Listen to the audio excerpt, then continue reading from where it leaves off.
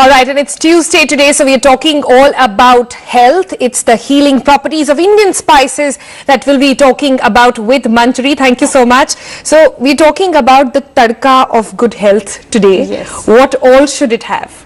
It should have everything that is there in your kitchen. Your kitchen is actually a pharmacy, you know. It has a lot of therapeutic benefit. We've not really that benefit. There are curcumin supplements all over the market. I wish we could go back and eat a regular haldi instead, you know. So all of it, from healthy, black pepper, cinnamon, you know, all of it has lot of health benefits, and these are all established. For example, you've heard of the curcumin latte, yes? There is turmeric latte that is sold all over Starbucks in New York and US, which is not great because there's a lot of sugar added to it, but at home we were drinking haldi wala doodh, you know, when we were sick and we had an injury.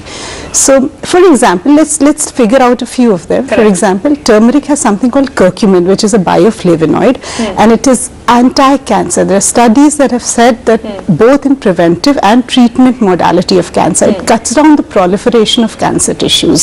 So the tumor is not expanding when you have enough of curcumin in your food. But is there a particular kind of haldi or turmeric that we should be using? Because there is a kacha haldi and there's the other one, and people are really confused over that. Yeah, so if you look at the therapeutic properties, whether you have a powder, whether you have kacha haldi, whether even you cook haldi, the curcumin really does not denature. Okay. So it's a great thing because you can use regular turmeric powder which is available in any supermarket should be good. Okay, great. Available in a supermarket. We'd make our own haldi. It's good to get those little hard haldi and just get them milled in a mill, you know. You know that you have real organic haldi at home instead of buying a packet of haldi. But yeah, you can eat the kacha haldi. You can eat it like ginger, add it to your dishes, you know. You can just grate it and add it to whatever you're eating, your soups, your broths, your curries. So that's another way of eating it. It can also be eaten like, you know, like haldi ka doodh or haldi ka pani or haldi in your lentils and beans and vegetables.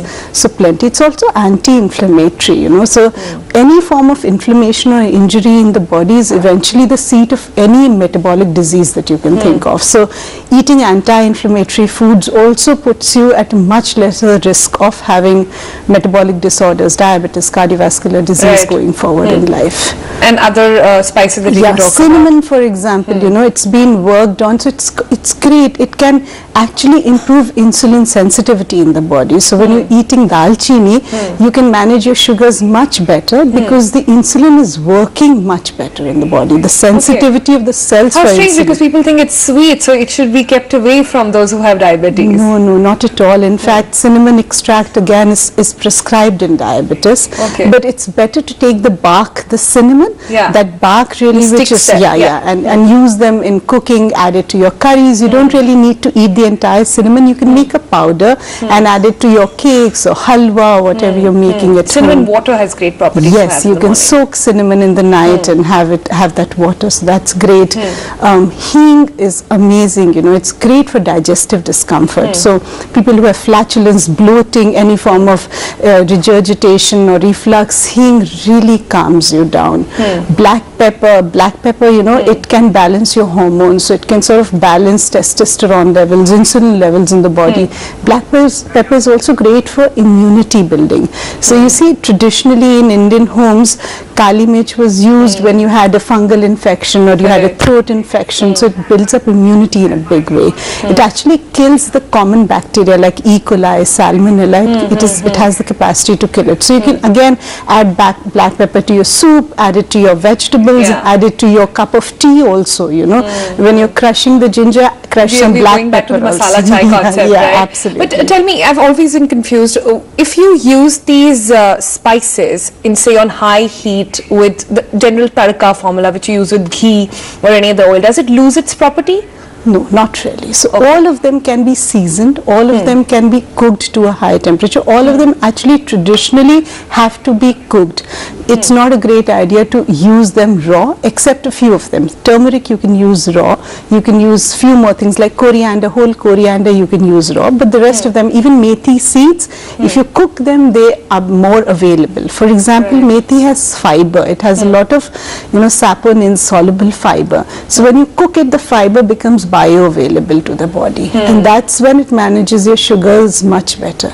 You know, fenugreek methi is an oral hypoglycemic agent. It's given to diabetic people, and when they consume it, it manages the sugars like any other diabetic drug would do. So another thing, people when they eat out of their homes, for example, people who are working and eat lunch outside every day, one is of course they're eating bad food, so that's one. The People other, like me. no, it's a good idea to carry your lunch, it's a good, so you're also missing out on the rai, jeera, hing, asafoetida, everything that otherwise was used at home. And if you look at a traditional Indian thali, it will have every spice that you can think of, So the spicy food, the traditional way in which it's understood, is not bad for your health at all. The spicy food is actually the spice of and the little tadka of good health that we all perhaps need. Thank you, Manjari. That was quite interesting. We're going to try and see how to incorporate that in our, and you can catch Manjari and all our health tips every Tuesday. Hi there. Please subscribe and press the bell icon to never miss an update from Manjari Wellness.